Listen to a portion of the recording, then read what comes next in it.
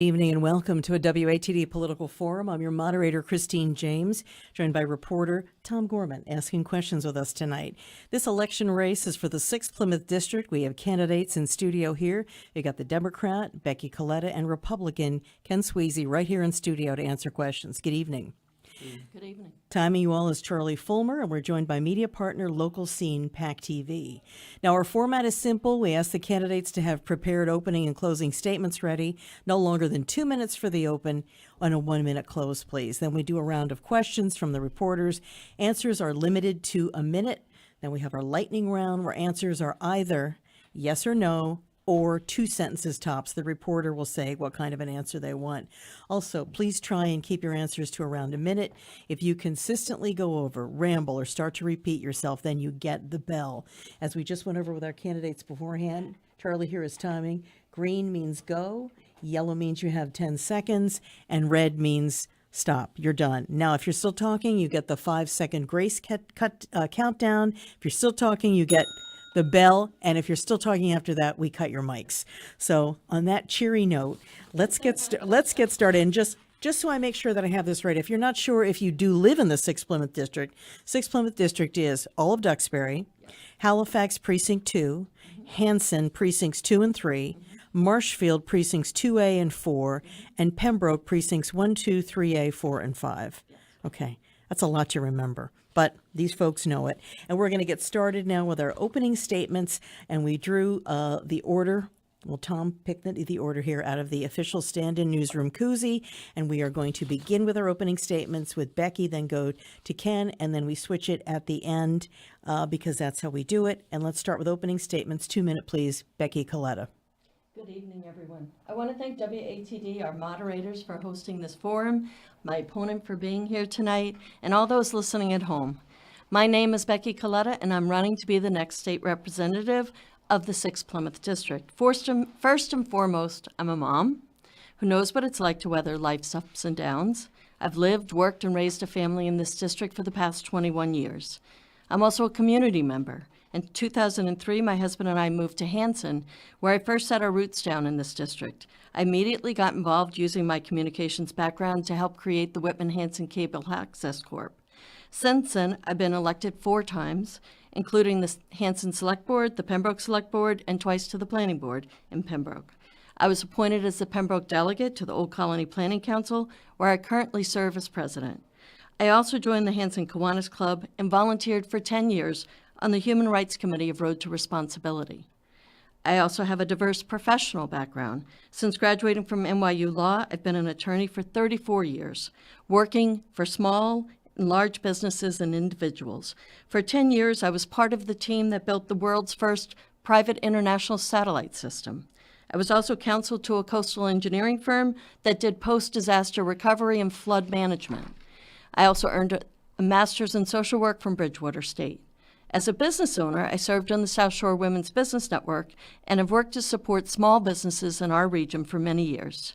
Most recently, I served as counsel at the State House and the Committee for Labor and Workforce Development. My experience in business, local government, and social work has equipped me with a unique perspective. I'm running for this office because I love this district and I want to bring my lived experience to work for you and make government work for us to strengthen our communities. I want to work to develop solutions to address our region's affordability issues, stand up for reproductive rights, improve access to health care, and protect the coastline, rivers, and ponds in our towns. Thank you very much. That was the opening statement. Becky Coletta.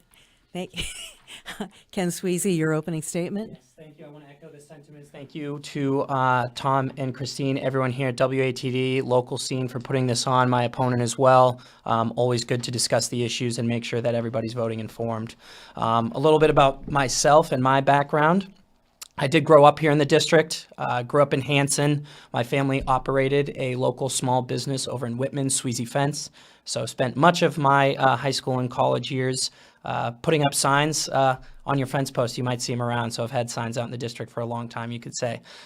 Did that for a long time, played my ball at Boteri Field and grew up in Hanson and enjoyed all our local resources, local businesses, everything like that growing up.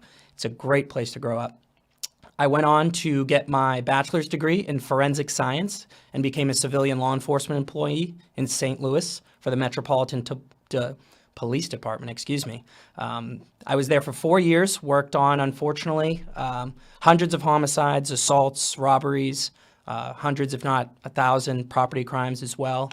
And what really inspired me to get involved in the political scene was seeing the COVID response and rising crime rates, and see what so-called leadership can do to the people on the ground when leadership is failing and really coming up short. So I really saw that, a mayor and a circuit attorney that was not doing their job was, blacklisting police officers and having do not prosecute lists and a lot of radical ideas that you see popping up across the country.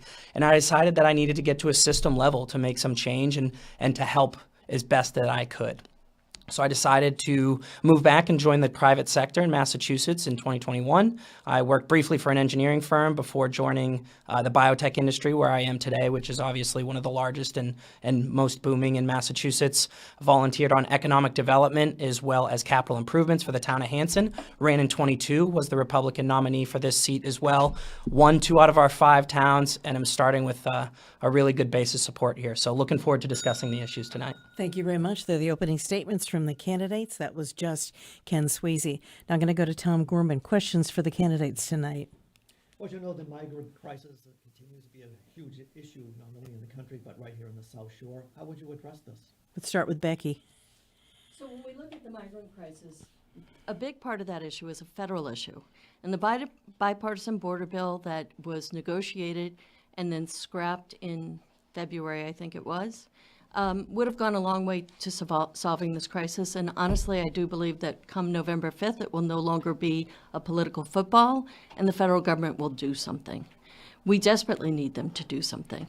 Here we had the right to shelter law, which has cost us a lot of money. But the reason it's cost us a lot of money is multifaceted.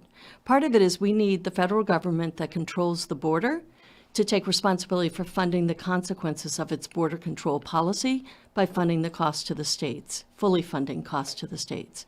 But the bigger issue that I found out last year is that when people come into this country with legal status, they don't have a right to work. And that right to work can take, right now, a year and a half. They've been trying to, at the federal and state level, speed that up. The border control bill would have addressed that as well. Thank you. Same question, Ken. Yeah, thank you. This is a very, very important topic. I would argue probably the number one issue that I hear at doors, hear out at events and in the community. So yes, of course, the border, that's a federal issue. There's some stuff that needs to be done up there, but I'm not going to blame the federal government here. I believe that there is action that should have been done and can be done. Republicans have been offering solutions for this for a long time, including residency requirements on the right to shelter, whether it's 6 months or a year. And similarly to what my opponent is saying the federal government is doing to the states, Massachusetts is doing to our towns. This right to shelter and this migrant crisis, which really Massachusetts is a magnet for this issue. So the federal problem exists everywhere, but no state is having as many problems with the sheltering of migrants as we are here. And it's really an unfunded mandate, putting kids into schools when towns aren't prepared. It's extra police calls, it's extra fire calls. This really is an unfunded mandate beyond the $1 billion that's being way over allocated for this situation. Okay. Did you want to add something? Well, I did, because when we say unfunded mandate, we should recognize that the state has given money back to the towns that are hardest hit in terms of additional funding for schooling. So it's not a completely unfunded mandate from the state. And I still go back to the issue of how do you expect people to live and not die in the streets or live in our T stations if we do not give them a work permit? Okay. Ken, another minute. Yeah, I mean, I would say you ask your selectmen if they think that they're being funded enough to deal with this crisis. I mean, we had people just showing up previously in these towns with school officials and elected officials just not prepared to take them in. And again, the budgets that were already strapped. You have multiple towns in our district that are going to probably have 2.5 overrides in the next 1 to 2 years, if not all of them. And we simply don't have the money, do not have the revenue at the town level to accommodate this crisis that's being manufactured by the state. This is negligence in its highest form. Let me ask you both a question. I'm just following up with this. It seems like this problem stems from what's happening in the borders through the federal government. If you could change it and affect policy, what would you do at the border, at the southern borders or the northern borders where people are coming through? What would you change? Ken? Yeah, I mean, I think just to say really briefly that, border policy, I think is evidently better 4 years ago, remain in Mexico, things like that. But to be honest, Christine, and not to go against the question here, but I'm running for the 6th Plymouth District. I'm focused on right to shelter. I'm focused on the issue here because I'm not kicking the can down the road. I'm not pointing my finger at anybody. There's a lot of things we can do here in the state, and the right to shelter, the influx of people we have here in Massachusetts, that's the problem that a state legislator can attack. And that's the issue that I'm going to attack. Same question, Becky. What would you do at the border if Well, you could first have off, control we of should federal? acknowledge that none of the towns in our district have been asked to shelter migrants.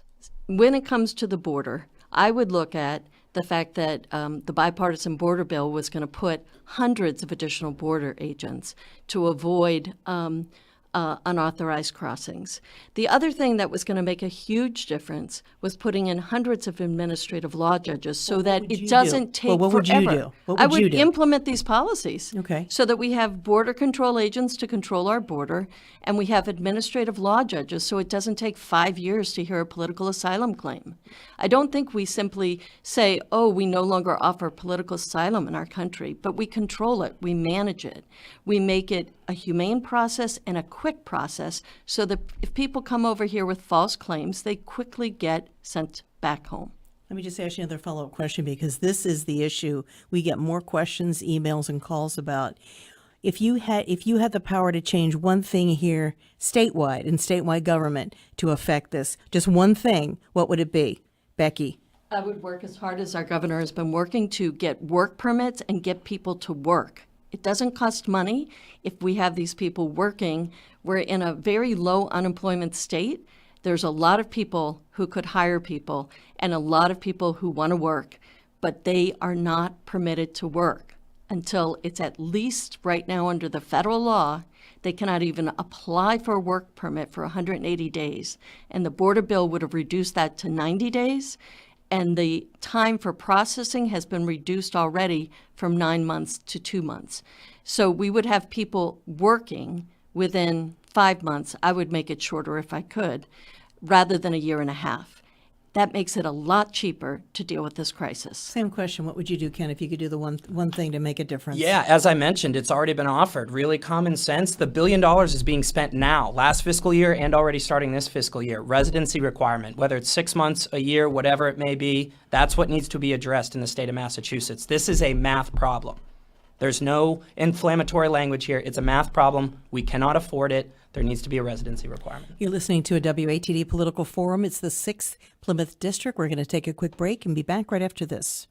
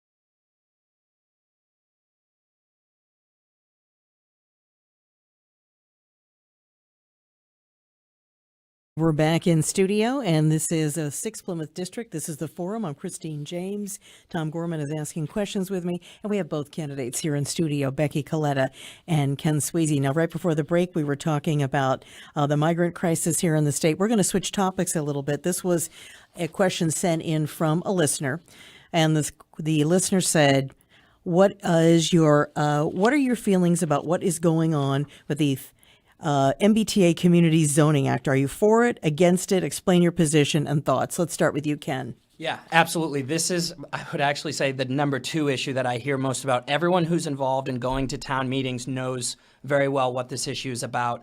I believe we're the only state rep district that has 2 towns that have rejected the zoning. I think it's very likely, with Halifax and Duxbury having it on their town warrants this winter, that we could go up to 80%. A lot of people are upset about this. What this is doing is creating zoning, high-density zoning in our towns. This directly changes, and I would say ruins, the character of our towns. People moved here for a reason. I love going into the city. People live in the city for the density and the people and everything like that, but that's not why people move down here. These towns are quaint. They have their ponds. We have our conservation land, our historic preservation efforts that are going on. This introduces zoning for high-density housing, and I just don't think it's right. Never mind the fact that our infrastructure down here already can't accommodate droughts and things like that. We have water infrastructure issues in Pembroke. We don't have sewer. We don't have water. There's a lot of issues with this, and I really don't think that the state should be jamming it down. Okay, same question, Becky. I don't think it's a good law. It was a Charlie Baker idea. It was a Republican principle of deregulation. Zoning is regulation of private property use. This was deregulation, let the private market fix our housing issues. In what we've seen this summer was an affordable housing bill that actually addresses it with some amount of money and resources, with a 5.1 bond bill and some ability to have local initiatives that go back and get funded so that these projects that people actually want and need to create housing choice in their community can happen. So the issue about MBTA communities that makes me a bit sad is that there's a lot of misinformation. I spent 6 years on the planning board. I know what site plan review is. I know what zoning rules are. It is not carte blanche.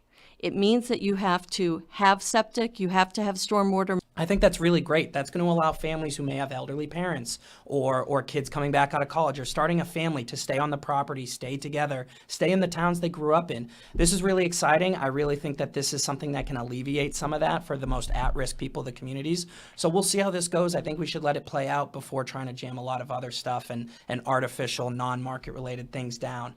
And the second part, as far as the Attorney General, I mean, this is just clear cut, like state government coming down on our towns, families. It's just, it doesn't make any sense. It's taxpayer funding, fighting taxpayer funding. Like lawyers are provided on both sides, and what's going on in Milton is just flat out wrong. I heard the opening arguments went really well last week when the court case just got started, but it's wrong. I really think that if Milton prevails, they're going to back off. I'm really hopeful that the state is going to back off. I'm at least hopeful that there can be some sort of revision, that as we get through the remainder of the town meetings, and like I said, potentially having 4 out of our 5 towns reject it, I really hope that the state will see that this is not wanted by our communities and that fighting it in court is not the right way to go about this. And the way that they're being so heavy-handed is not good for anybody. Same 2-part question, Becky. First part about what you think should be done, and second, what you think about the Attorney General. So it's kind of interesting. I think Ken's answer proves too much. If the state allowing ADUs as of right is legal, then MBTA communities Section 3A is legal.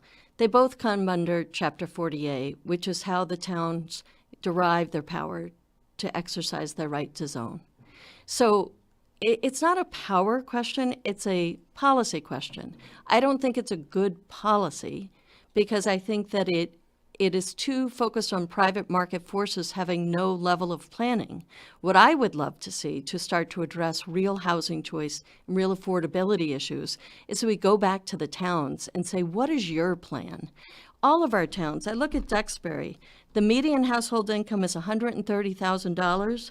The median house price is $863,000. To buy into Duxbury today, you'd need about a $250,000 income.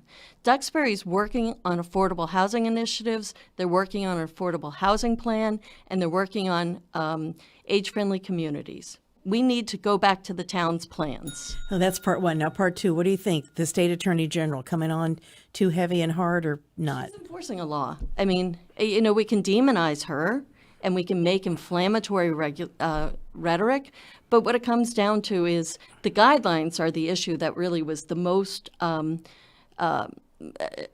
open for discussion at the SJC hearing the other day. They were really focused on whether the guidelines were appropriately passed. Again, those guidelines were developed under Charlie Baker's administration. These were not Governor Healy's guidelines. They've tweaked them to actually make them more friendly to communities.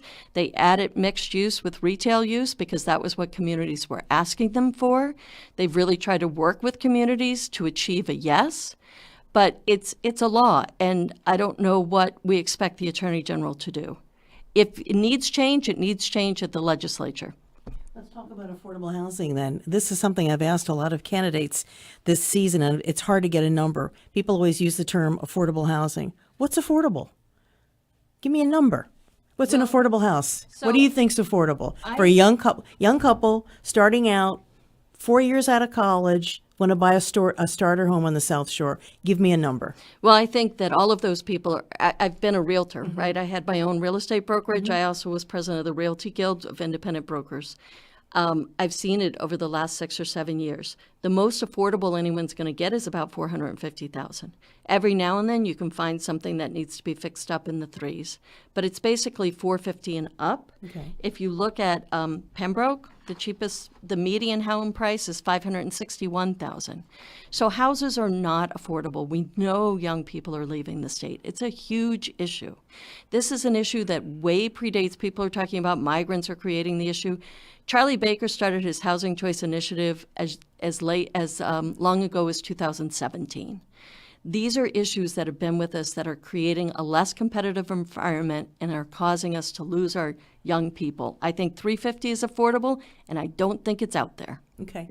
What do you think? Give me some numbers, Ken. What do you think's affordable? Yeah, well, I agree that those numbers aren't out there. So, being a younger person, I want to stay here. I love my community. That's why I'm doing all of this. And it's really hard right now to anybody. Everyone I graduated high school with, the last 3 of them that have bought homes have been in Nashua, New Hampshire, Manchester, and Derry.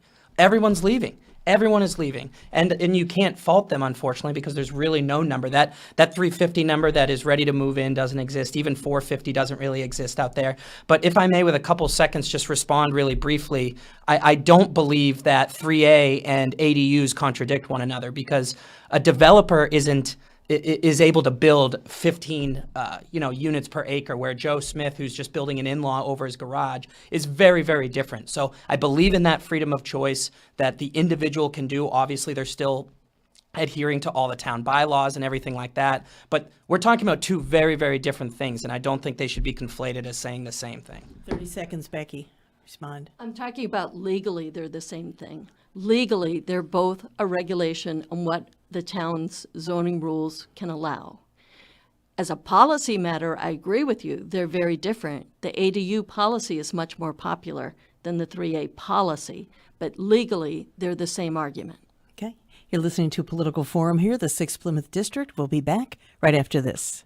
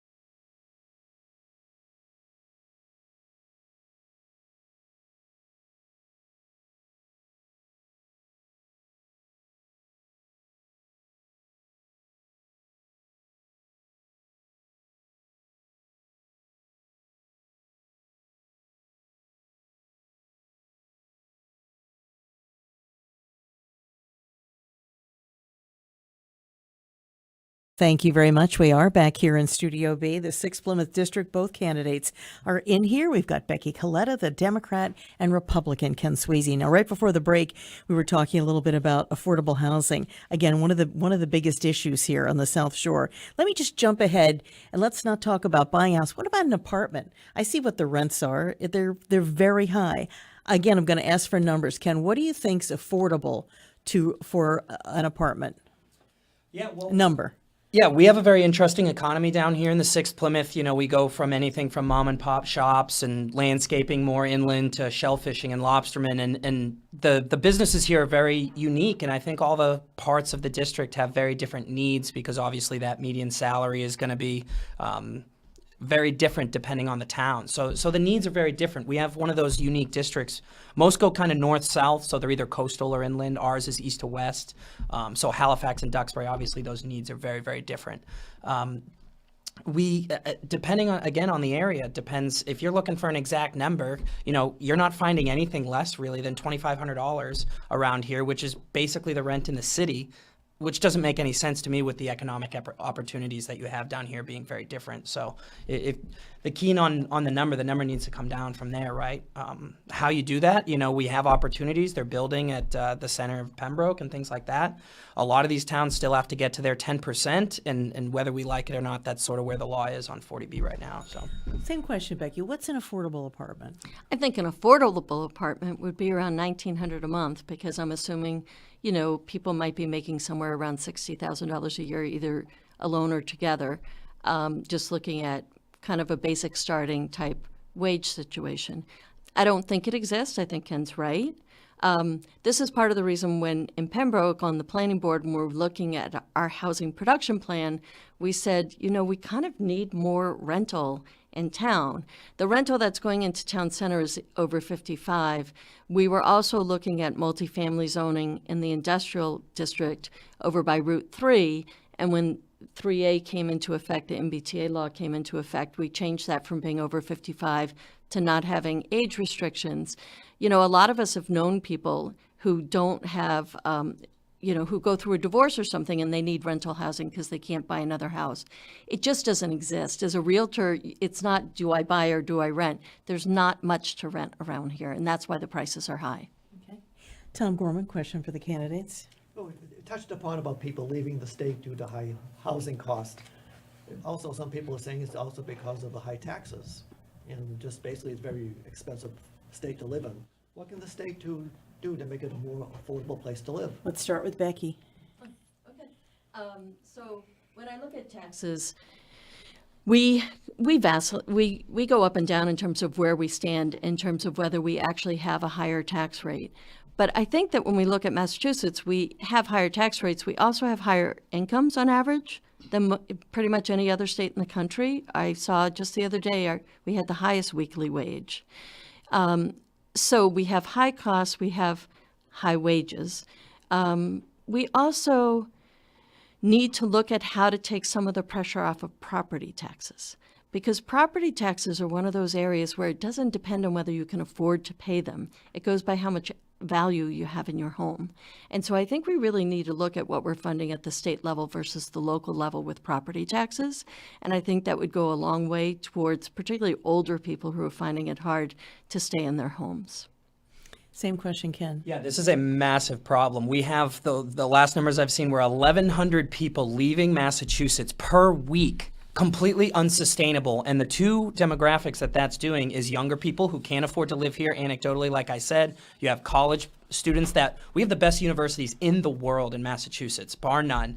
And students are choosing to go to school in other states. They're deciding to not settle here if they're from out of state, settle here in these high-tech jobs in the healthcare field, biotech, other things like that we have a hub for here in Boston, Cambridge, and across Massachusetts. And that's a big problem because the opportunities are elsewhere. Affordability is a holistic problem, and I'm glad you brought that up, Tom, with both housing and taxes. I mean, between not being able to afford to live anywhere near where the jobs are or not being able to keep up with the taxes that we have here. That 1,100, obviously not only younger people, but also well-established people. The millionaire's tax is driving billions of dollars of revenue out of the state. It's a big, big problem. And if we don't reverse course, it's going to continue to be very unfriendly for business and for people that contribute that revenue.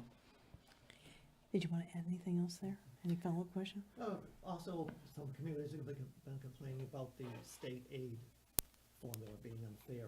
Do you agree with that? Let's start with Ken. Yeah, it is very, very unfair. For people that don't know, whether it's Chapter 70 with schooling, Chapter 90 that funds your roads and everything, there's income requirements or income portions of the formulas, things like that. As an example, in our district, Pembroke is receiving this upcoming year about $16 million. Duxbury is receiving $6 million.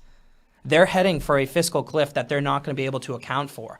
They are going to have to consider these 2.5 overrides because schooling is becoming such a high cost. The per pupil cost is going up. Administrative costs are going up. So these funding formulas are really, really damaging our towns. And there needs to be a hard look done. They need to be revised, or else towns like ours are going to be negatively affected. And that's going to hurt you in your property taxes or you're going to have staffing and cuts to your services in town. So something is going to break, and we need to get to the bottom of that before it does so. Same question, Becky. So I take sort of a pragmatic approach to this. We've been talking about funding formulas since I first looked at a budget on the Hanson Select Board in 2004. And those of us in higher income towns, and I know we don't feel like we're higher income, but compared to other parts of the state, we have fairly decent incomes.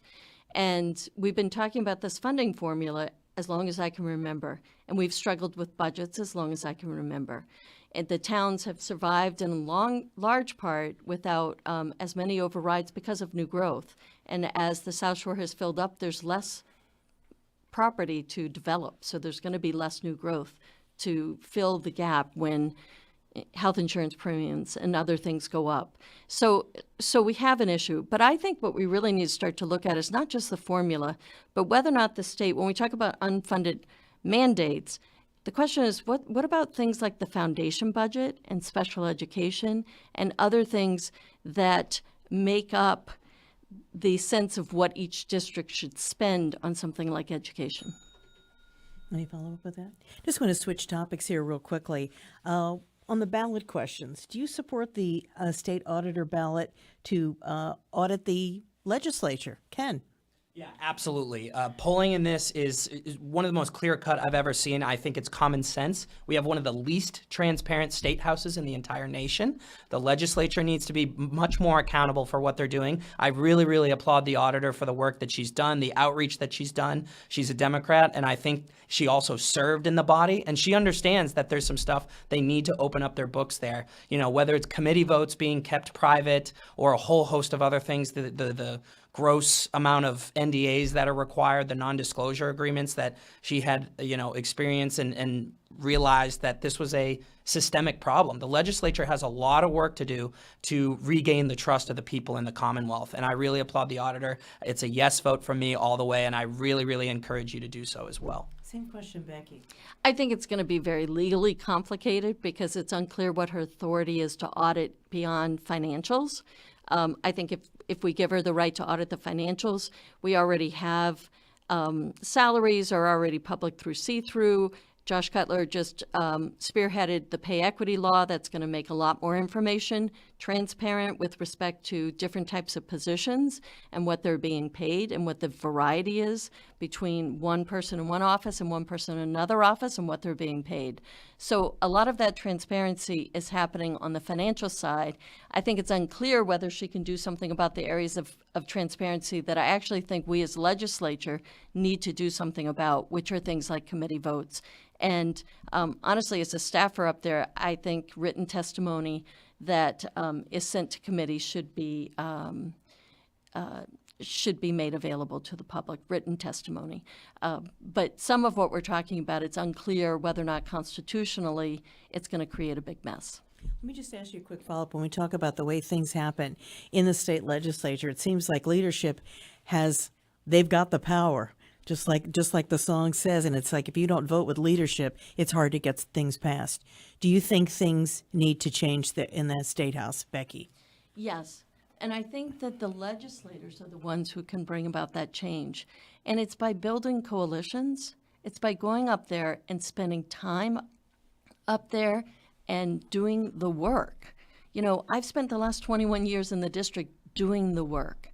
I've been at the State House, and I think the people who are successful at getting things passed, the people who are successful at getting money back to their district, are the people who do the work and build the coalitions so that leadership can't simply tell you no, because you're not one person. You're not an island. You've created a coalition of people who care about an issue, have worked the issue, have built outside support for the issue, not just in the State House, but you've brought in the people to the hearings. You've made it clear that it's a priority issue, not just for the legislature, but for the public.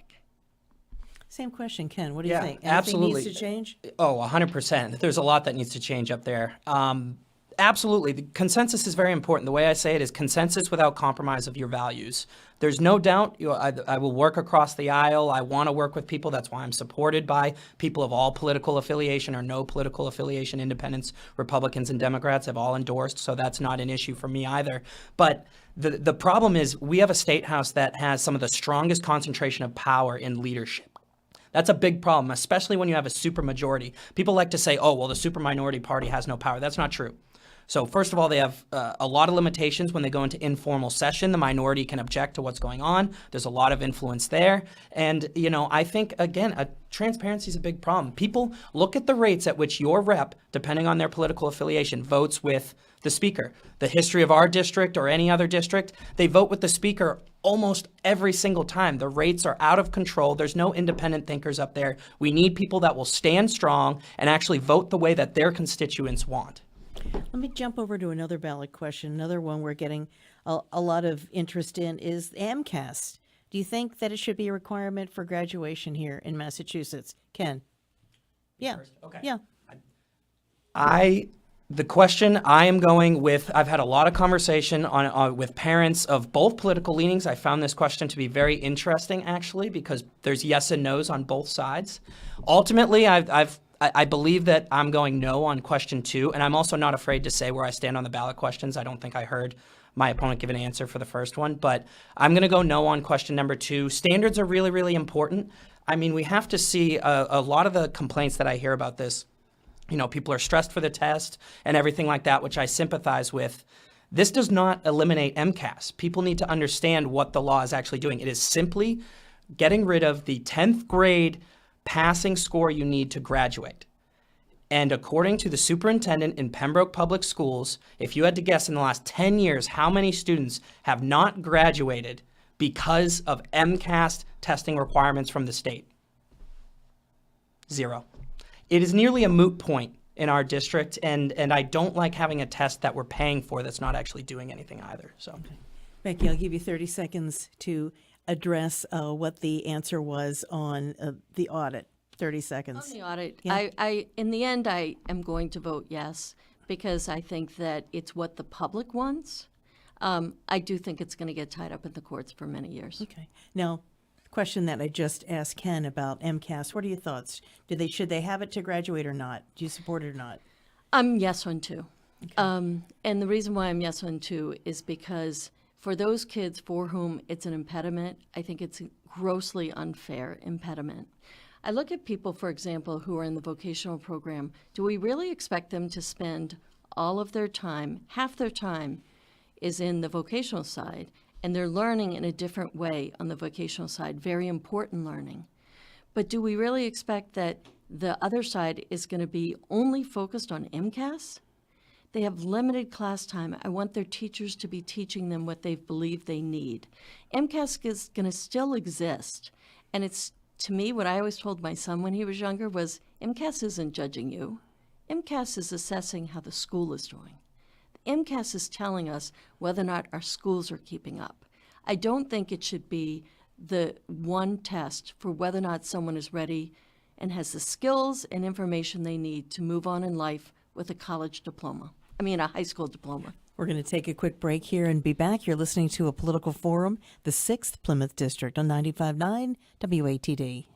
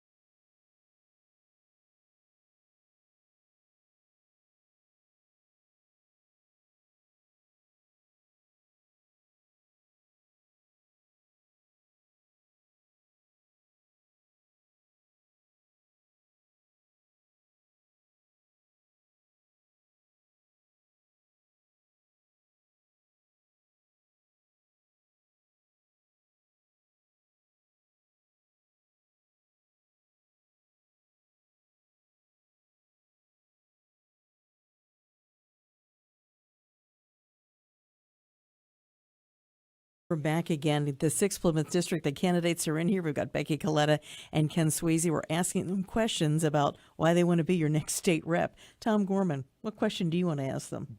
As another ballot question this fall is whether tip workers, such as restaurant servers, should be paid a wage instead of receiving tips. What are your thoughts about that?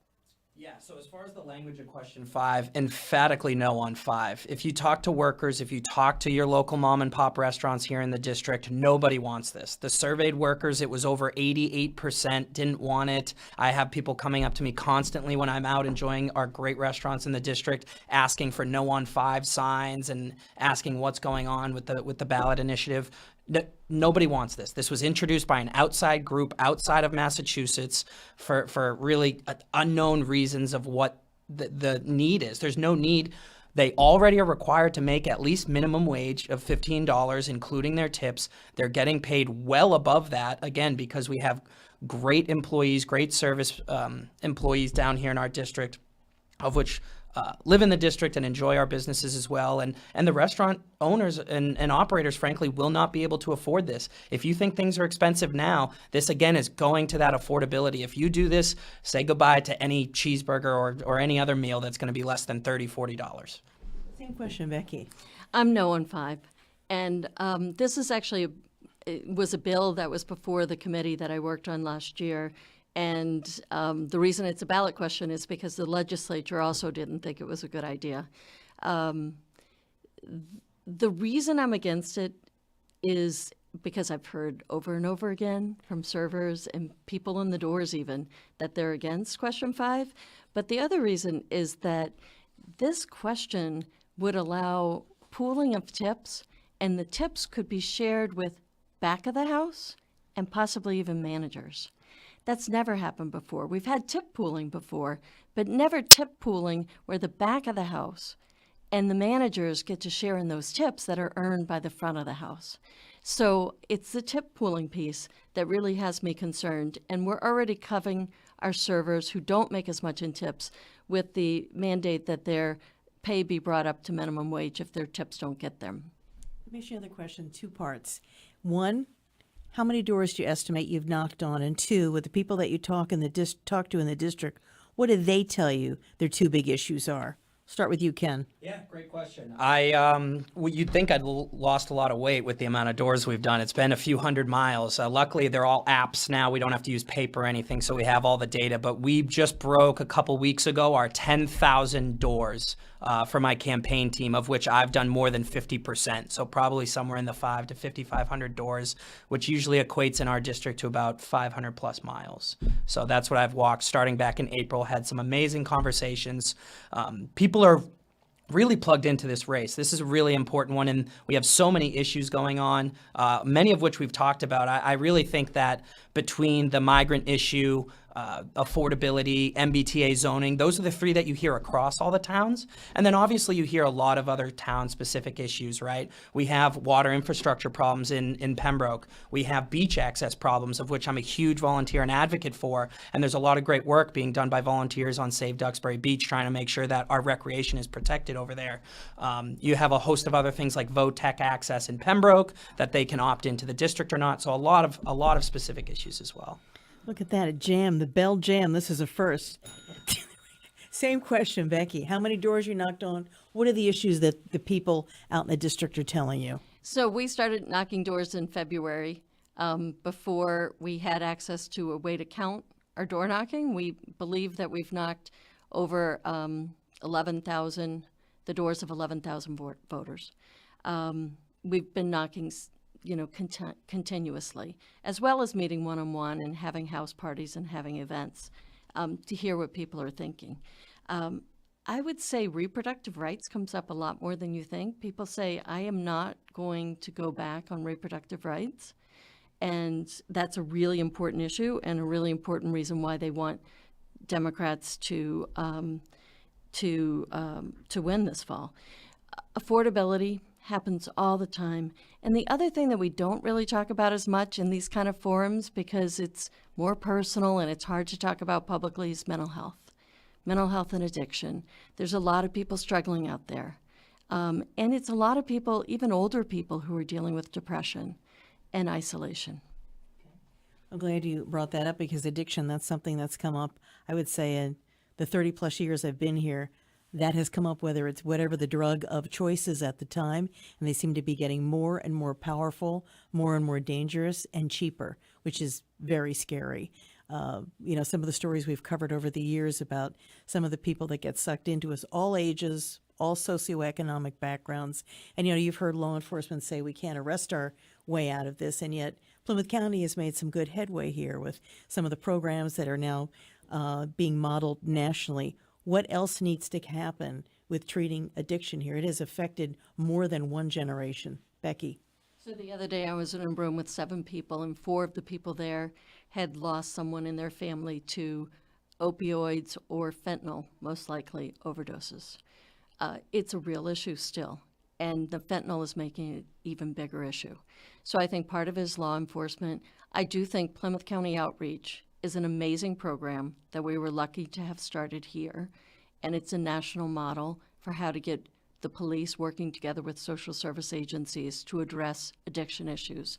We have wonderful programs like Drug Story Theater in our district, but we also need to increase access to mental health services, and I would like to see more peer support groups that are funded in a way that allows them to also have some professional involvement.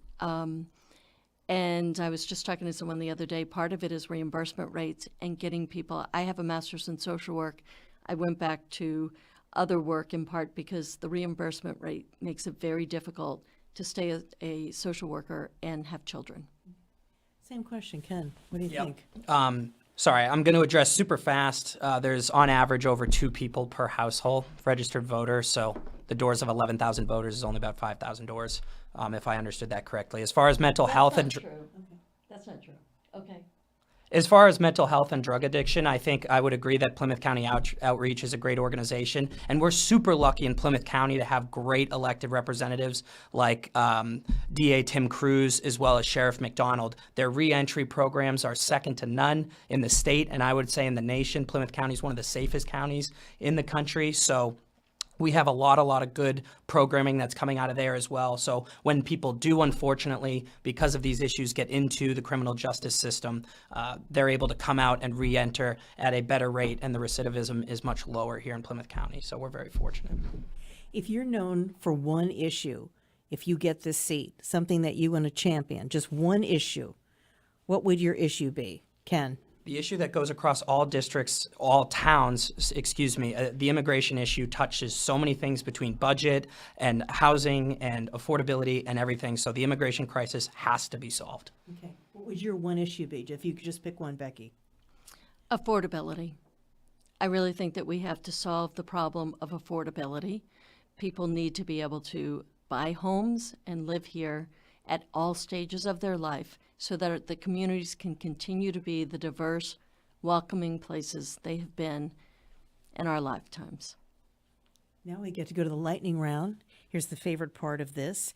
We're going to ask you very quick questions, and you're going to give either a yes or no answer or 1 or 2 sentences. And, of course, if you're a regular listener, you know what my first question is. Plymouth County government, stay or go? Ken? Stay. Okay. Becky? Stay. Stay. All right. What kind of Republican or Democrat are you? How would you describe yourself? 2 sentences. Becky? I'm practical and pragmatic at the same time that I hold dear the values of the Democratic Party when it comes to protecting the middle class, when it comes to protecting workers' rights. Okay, 2 sentences. How would you describe yourself, Ken? 2 sentences. I'm a Ken Sweezey Republican. I am a fiscal conservative that's a son of the Commonwealth. Okay. Any questions? Should NIPS be banned? Ken, yes or no? I'm pro-freedom, so no. Okay, what about nips or no nips? It's fun to I say think that. NIPS should be banned at the state level. I think we ban drunk driving. We ban a lot of things. I think Lightning. no nips. Lightning. Okay. You a good cook, Becky? I Yes or no? cook like you defuse a nuclear bomb. Okay, I was going to say what's your best recipe? I follow a recipe like you defuse a nuclear bomb. Wow, Ken, anything better at your house? You a good cook? I was going to say when I follow the directions, it usually comes out okay. No dinner with these people. Okay, what we're going to do now is jump to your closing statements. Remember, these are 1 minute long as opposed to the 2 minute, and we're going to flip the order that we started with and I see a big sigh of relief over there. So we are going to flip the order now. Of course, I can't find my, here we go. We started with Becky, we went to Ken, so we're going to flip it now, close with Ken, and then go to Becky. Thank you, everybody, again for joining, particularly the voters, our moderators, our host at WATD, local scene, my opponent as well. Again, I think it's always great when we get to talk about the issues. I think that my real-life experience between law enforcement, the private sector, local government volunteering has really prepared me well for this. I've been out there the last 3 years, meeting people, going to events, knocking on doors. I've come to see you, and if you haven't seen me, I promise you that you will before November. I have a really, really broad coalition of support. I'm very proud of the endorsements that I have. You see some policy differences between my opponent and I, but it's also a philosophical difference. I believe that you're better off having your money in your pocket, not going to the state coffers. I believe that control should be as local as possible at all times. I want to support our great first responders in our district and make sure that we address immigration. As mentioned, the coalition's great. I have elected Republicans, Democrats, and independents. I'm the only candidate in this race to have a select board member from every single town supporting me, and I'm very proud that the entire select board of Pembroke, 4 of whom served with Becky previously, are also endorsing me. So if they're supporting me, Okay. I hope you will too on November 5th. Let's go, that's Ken Sweezey. Let's go to Becky Coletta, closing comment. I speak to you today as an experienced leader and advocate for the South Shore region, not just as a candidate interested in getting elected. My diverse background as a business attorney, a local public official, and social worker gives me a well-rounded perspective to address our district's most critical issues. I pride myself on my ability to bring people together. I have a unique understanding of government at various levels, which positions me to represent the interests of the 6th Plymouth district effectively. I have the relationships, I have the experience that's going to allow me to bring back resources and effectuate policy change. I will bring practical solutions to address our community's pressing needs. I aim to work collaboratively with local leaders on issues that directly affect our residents. I want to do the work of solving problems instead of fixing blame so we can move forward together.